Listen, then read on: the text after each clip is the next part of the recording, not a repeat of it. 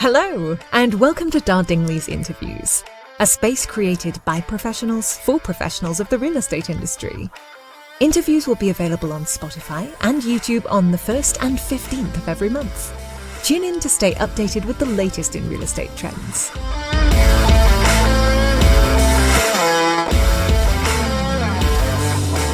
Hello, and welcome to Dardingli Interviews. I am Jorge del Prado, and today we have with us Mario Fenech, founder and CEO of Daforte Real Estate.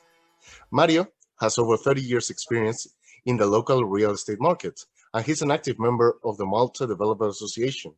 Also, he's the director of the Daforte blog, which we will speak later. So, hello, Mario. Thank you for joining us. How are you? Thank you. Thank you. And it's very nice meeting you here online, and look forward for your interview. Actually, it's very interesting to have you with us because, as we said, you have a very long experience here in Malta. So I will actually start with a question that many people don't usually ask to professionals of the real estate market. Like, you have been working 30 years here in Malta. So if you don't mind, can I ask you how was your first time buying a house? Because buying a house can be daunting, especially if you're a first-time buyer. So I want to know, how was that first-time experience for you? First experience. Well, obviously, when somebody decides to buy a first house, their first place, their first nest, it could be quite an exciting thought. However, it also incorporates some complicated situations, because where do I start? What do I want? What do I wish? Usually they speak with their partners, and they start fantasizing and forgetting the most important thing, which is can I afford it?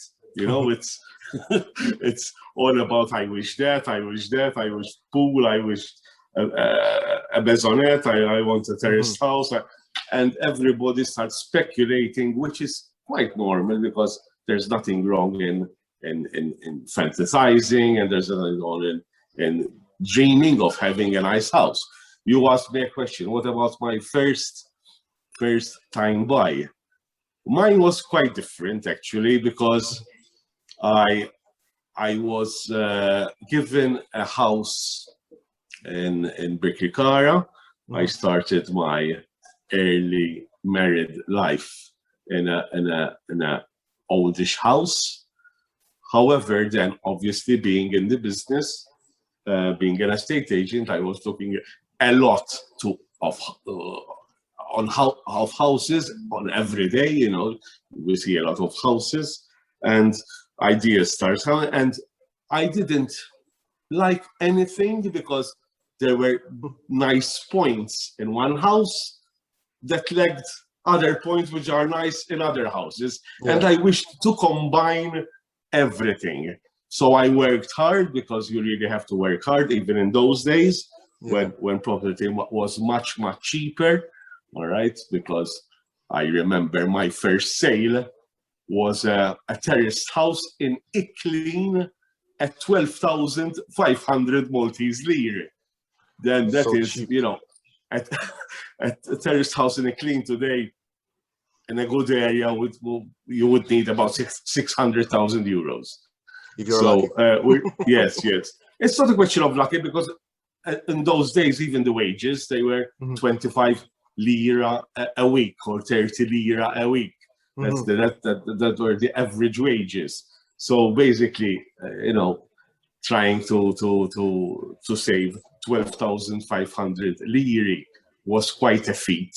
However, I took my time. Yes, I took my time. Actually, I moved into my house, my first house, only 20 years ago. So that made me quite oldish. But I've built my own house. Wow. So yes, I bought a plot of land, and I started designing it. Obviously, because I'm in the business, I knew a lot of architects, and I wanted a special design, and I tried to incorporate all those tiny little bits and those nice things together, which I liked from one house and I liked from another house, and try to combine them into one house. Obviously, I must say that if I had to rebuild it again, it would be totally different. Obviously. But yes, I managed eventually to build my own house, and I took my time to finish it. Obviously, you need quite a substantial amount of money. You have to work hard. You know, I started a family, and, you know, everything has to be spread according to priorities. But today, yes, I do own my own house, and I'm quite happy there. And I don't believe I need to upgrade. Actually, I think I need to downgrade today, because all my children have their futures ready, you know. And we have this nice above average house, which is only for 2 people, you know, me and my wife. However, yes, that was my encounter for a first time buy. However, not everybody passes through the same phase.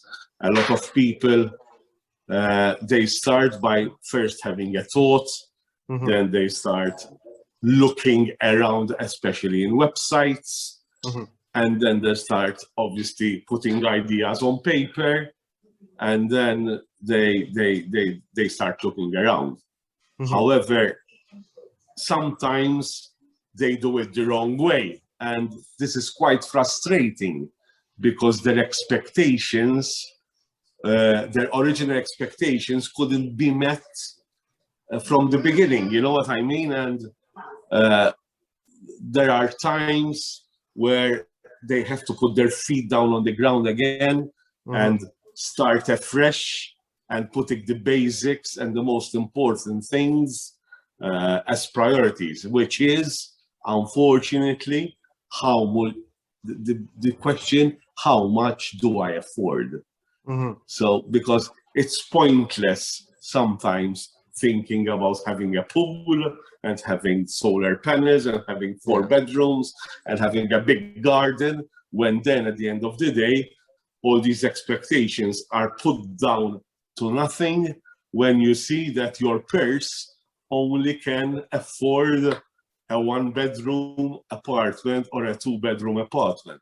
So basically, one of the things I do recommend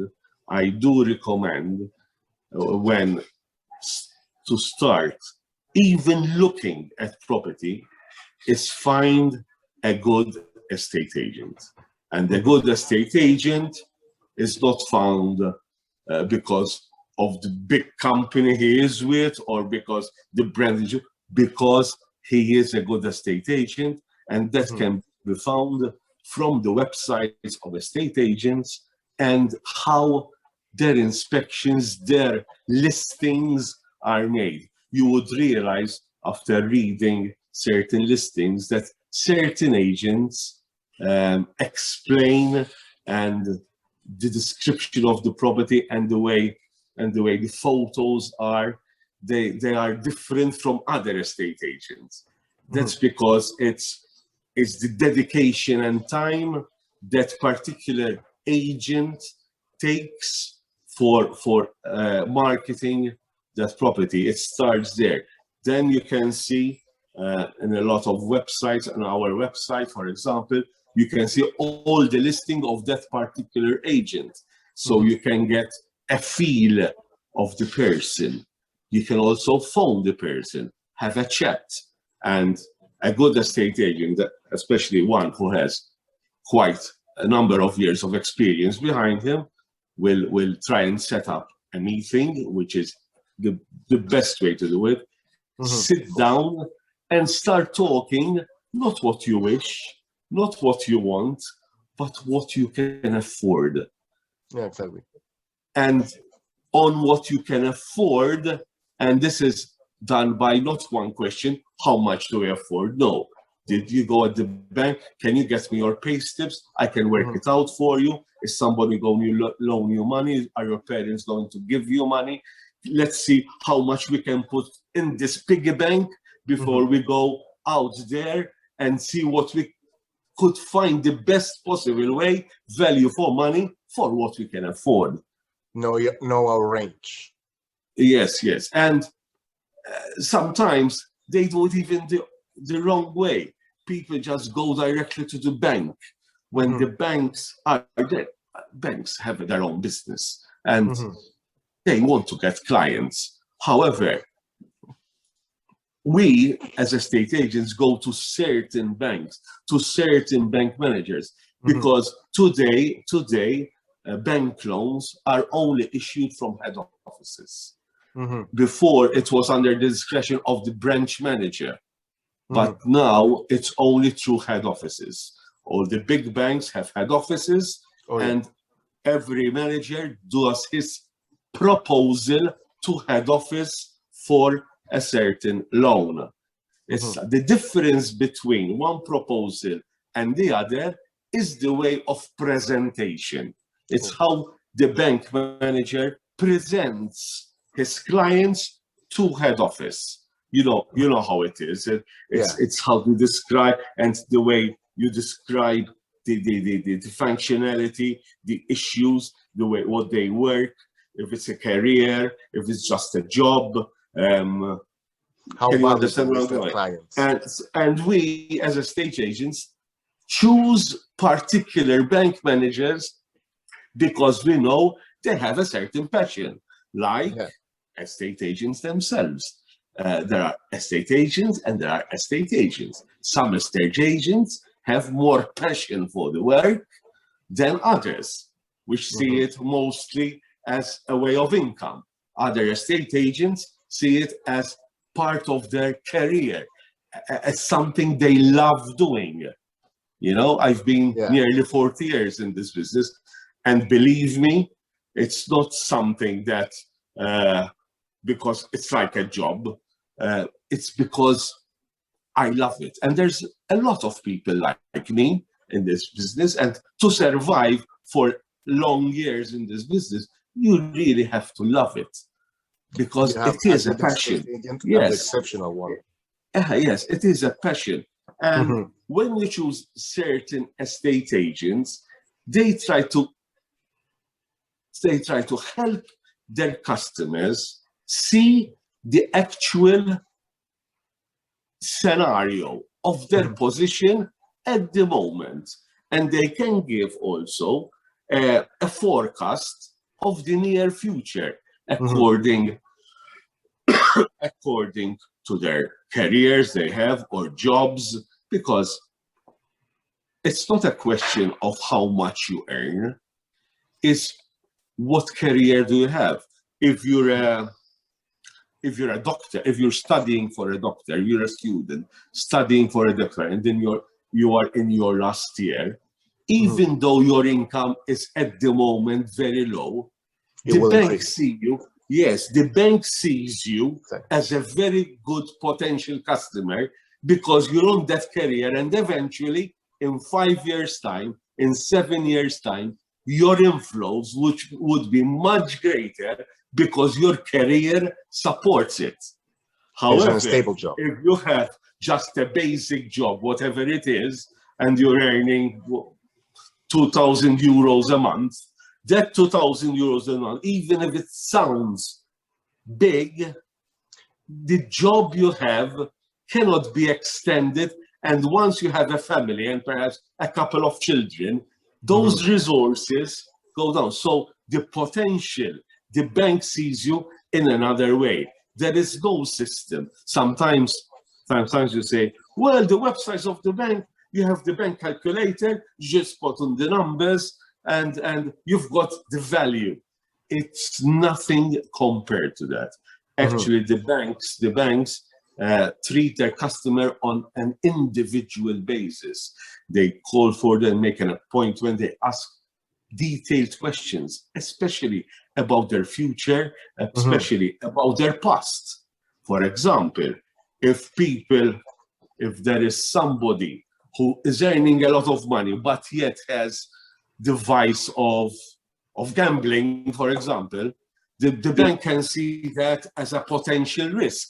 It can be nothing, but he can assume that it can be a potential risk. So the value of the client decreases. If somebody is like my age, all right, and goes to the bank for a loan, he can see only a small potential because I'm not an 18-year-old where I've got my future in front of me and the bank can invest in that, because at the end of the day, the bank doesn't want your property. It's not collateral. It's really not about collateral. The banks want their money back plus interest, hassle-free. That is only the bank's intention. They don't want your property. They don't want your collateral.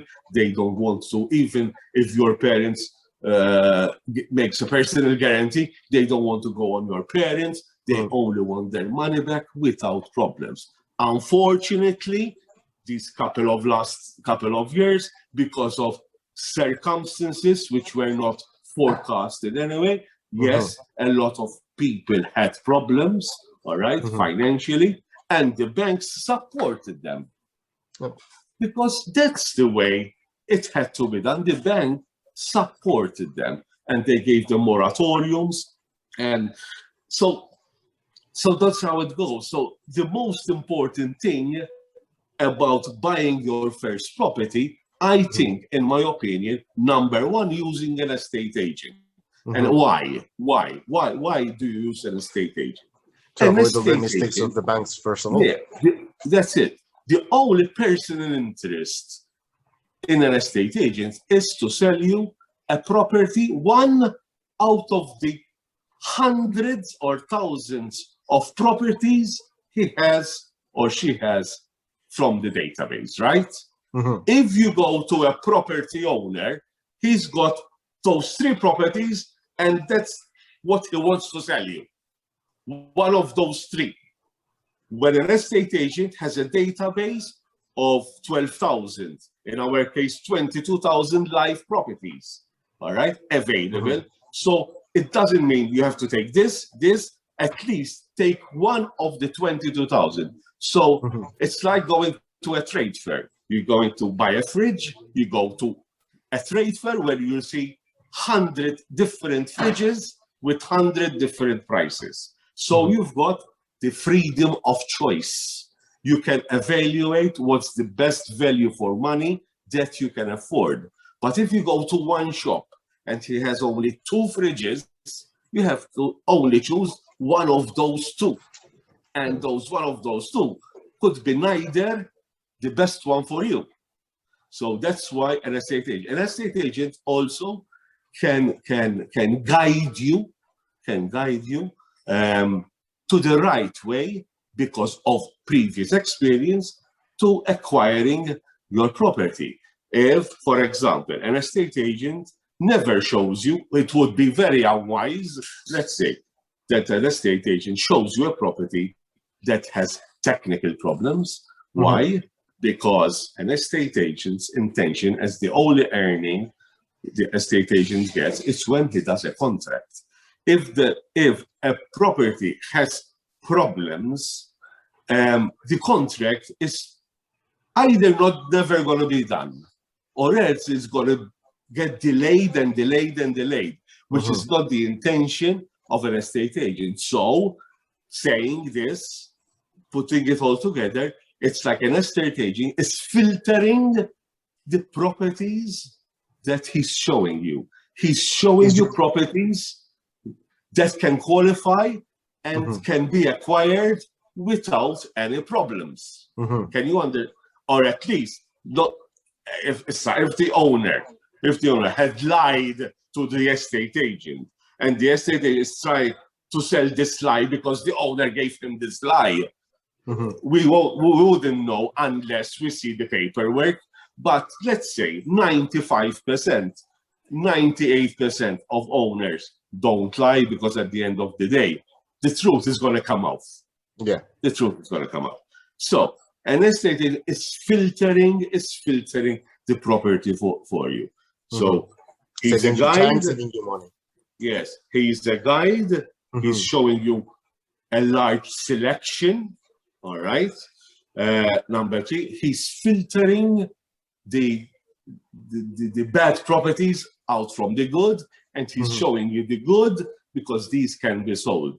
It's a question of an estate agent. Sometimes first-time buyers, I want a 3-bedroom apartment in Mosta, blah, blah, blah, at 120,000.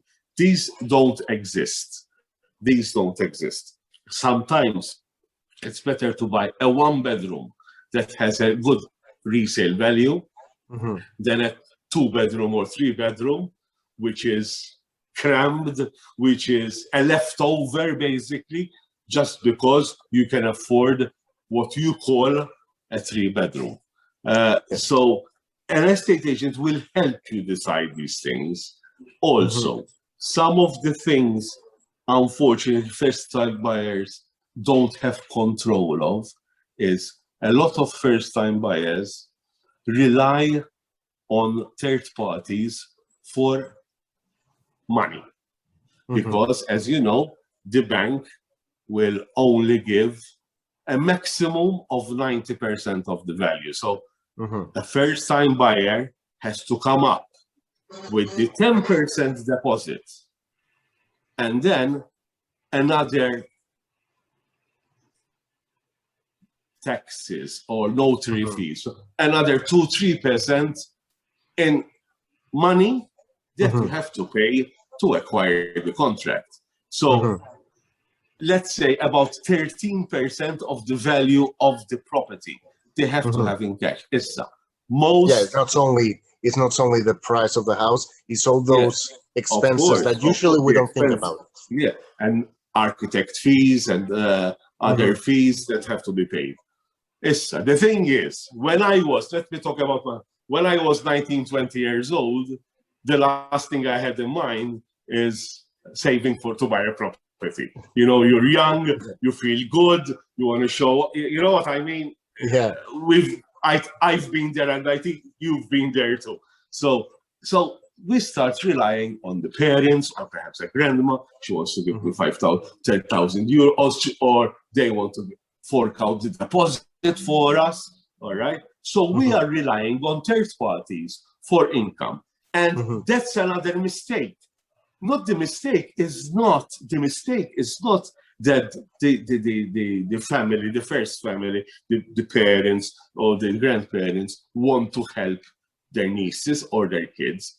The problem sometimes is that the property has to be to the liking of the parents, to the liking of those people who are going to give the money. It's like one of the conditions, which cause a lot of problems. The thing is this. Parents usually do. Yeah.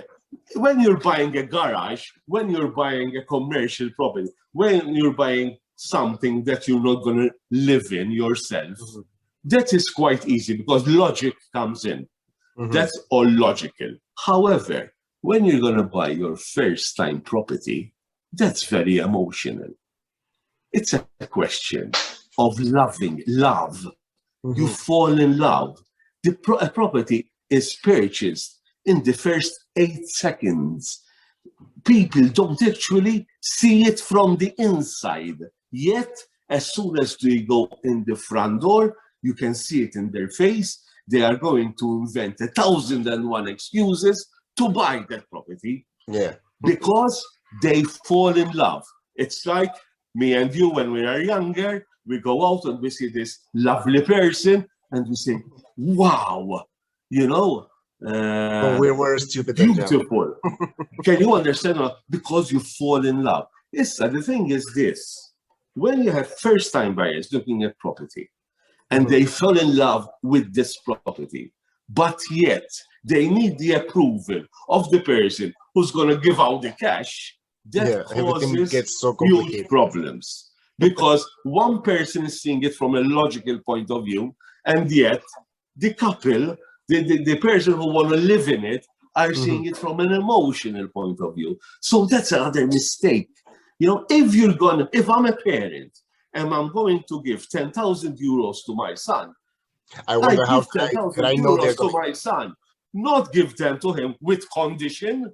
It's not, you don't do conditions when these things come in place, because they are very, very personal. They're very, very emotional. Can you understand what I'm trying to say here? Perfectly. Like when you buy your first car, when you buy your first everything. And sometimes we estate agents, at least I do, when I interview these new couples that they want to buy their first time property, I always ask, are you the decision makers? Are you the decision maker? Sometimes it sounds cruel, but it's better to ask him, and that avoids a lot of heartache. It will avoid a lot of heartache, because it's very important to know where is the money coming from. Yes, who is the decision maker here? We ask a lot of personal questions, but that's what a GP does to you. He asks you a lot of personal questions. If you want to solve the problem, you have to be honest. And your doctor is going to ask you personal questions. Your estate agent is going to ask you.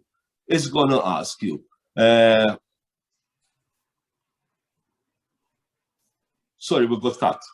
Yeah. The estate agent is going to ask you personal questions, which you have to answer with honesty. Believe me, whatever you say, it's not going to surprise the estate agent, especially the experienced ones, because they've heard it about 150 times before. So don't worry, nobody's going to say, or going to laugh at you. Not at all. No, but they do lie. They lie because they are shy to tell you the truth. And you start building. You start on sand. You know, when you come up to the last stone, everything falls because the foundations weren't rock. We were imagining things. We were doing things up. It's not. Be honest. Don't worry. Nobody's gonna laugh at you. Nobody's gonna say or gonna talk about you. Believe me. We see these situations on a daily basis. Like a doctor, like a gynecologist sees naked women every day. He's not gonna go home. He's not. Can you understand what I'm saying? Because it's part of the job. If I work in a cake factory, I don't want to go, I would really wish to try that cake, because you see them there. Actually, I know people who work in cake factories and they don't eat cake anymore because they say, can you understand where I'm going? So the concept what I'm trying to say is be honest. Be honest. We are trying to help you. Yes, there is an intention. We need to earn money, but we only earn it when we help you. When things happen, not before or hit and run. It's not a hit and run situation. Things have to go very legal. Things have to be sieved. Things have to be researched. Everything with lawyers, notaries. You're gonna know everything. Nobody's gonna keep anything from you. You're gonna know the truth. So be truthful if you want help. Because I always say this: people buy property or sell property because there is a problem. And first-time buyers have a problem. They want to make a future and they want to make it in their own home. And they don't have a home, so they have a problem. So you go to somebody like us who try to solve that problem. Like you go to a lawyer and you have a problem, legal problem, you go to a lawyer to solve that problem. And people don't know how much can a real estate agent really help you. A lot, believe me, A lot of people say, we're in sales. Believe me, we're not in sales. We are problem solvers. We are problem solvers. And the more, I sometimes say, we're more psychologists than anything else, because we have to understand you. What happens is this: a lot of people come with their wishes, and 95% of the, especially the first-time buyer, they never buy what they wish. Never. 95%. And that's how I train my people. Don't rely on what they wish, because 95% of your clients will never buy what they wish, but they buy what they need. They buy what they need, and wishing and needing is two total different things. And sometimes they just don't know. And exactly. We have to understand. That's why I say we are more psychologists than anything else. We have to try and understand what they need, not what they wish. Because it has what a they cost. can afford. Yes, and it has a cost, and it has a long-term cost. This is not, we're talking on a lighter. You buy a lighter, it's shitty, you throw it away. Forget it. You lost 50 euros. Forget it. Now, we have to work, do some overtime, and we get the 50. With property, you cannot do that. You're taking a loan for the rest of your life. You're going to pay for it for the rest of your life. You and your partner, whoever he or she is, that you have to pay for the rest of your life. And the first 5 years usually are the most hard years, because you're still earning that much. After 5 years, you'll be earning much more, hopefully, and you won't see the loan as a big burden, as when you see it in the first 5 years. So the first 5 years are going to be tight. So be honest. Forget your fantasies. Sit down. Talk with a professional. Let's imagine what you can afford. Let's imagine what you can do now, what you can visualize in 5 years' time, 10 years' time. Yes, why not? People usually buy 3 properties in their lifetime.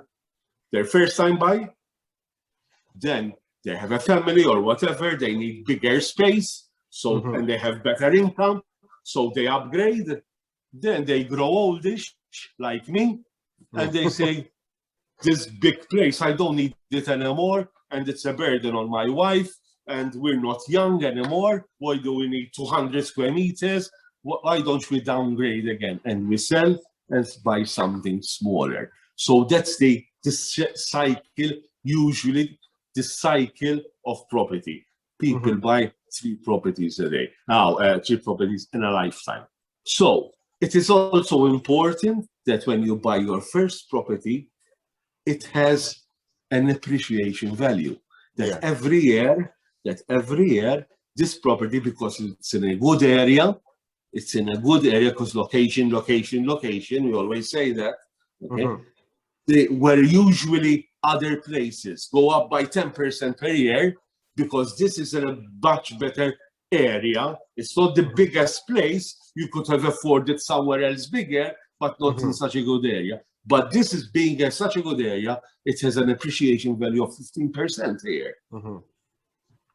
And that will help you in a huge way when your family starts growing, when you need more space. Forget the family. You want garden space. You want swimming pool. Then your resale value of that, the first property, you will get twice as much as the price you have bought it for originally. So we, as estate agents, think that too. We can help you that too. And that is why, especially first-time buyers need people like us. And that's why our industry will never die. I've been doing it, as I told you, nearly 40 years. And things have changed in these 40 years. Believe me, even how the people look at us 40 years ago and how the people look at us today. 40 years ago, only 5% used to use estate agents. Today, more than 50% use estate agents. There is a reason. Numbers talk. And these numbers are saying estate agents are a good tool. They are good. And no, they don't charge you more. They don't charge you more. Why? Because a good estate agent knows the owner very well. And before we list our property, we see the owners. We know why they want to sell. We know how desperate they want to sell. We know how much money they will be ready to go down to. We can use that information, because information is power, when we know that our clients, that our people, our first-time buyers have fallen in love with that property, have fallen in love, not like it, because like won't get. Liking is not getting. Won't stand long. Yes. Once they like it, they have to want it. If they don't want it, they will never get it. But once we see that there is a want, that they can see themselves actually living in that property, then we use that information in favor to our clients, which sometimes goes even down to 15% of the value of the property, sometimes, according to situations, all right? According to situation, because people sell property because also there is a problem.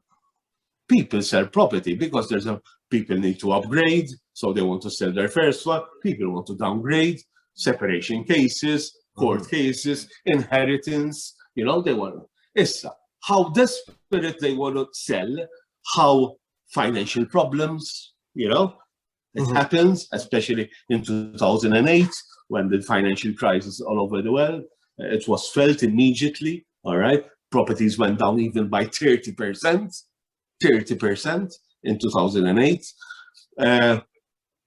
Then we can use that information in favor of our client. Believe me, 95% of people who buy direct from owners pay at least 10% more money than using an estate agent.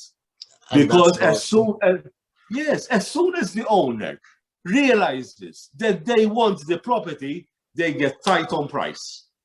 They get tight on price. It happens, and I publicly say it even on our vlog. On my vlog, on our vlog, I publicly say it because yes, it happens. Yes, it happens. And it's not controversial, and every estate agent who might be hearing me today, talking to you, will confirm that happens, because it's emotionally based. I think I've took over. I can stop talking sometimes. I will, as my viewers and listeners will realize, you are an expert, and experts, you give them the question, and sometimes they take over, because in the end, we are here to listen to you, and we're here to learn from you. And it's true, we had more questions, but it has been actually fantastic, because every question we might have has been resolved. So we will have to wrap things up here, because we are reaching the limit of our time. It has been fantastic, and I hope we have in the future, truly I hope we have another interview. And if people want to know more, you can join Mario Fenech every Wednesday at 7:30 p.m. for anything you might need to know about the transferring of property, the real estate, in his Daforte blog, on Facebook Live and YouTube, on the Daforte channel in YouTube. And Mario, it has been incredible. It has been super interesting, and it has been a pleasure. Thank you for joining us on Dardingli interviews and for your time. Looking forward to working with you. It has been an honor being interviewed by you. I look forward, I know you're a very, very serious company, and we look forward to continue working together. I hope so, and we will be. So, thank you very much. I'm looking forward for working with you and for working with you also in our interviews. Have a great day. Thank you very much. Thank you. Bye.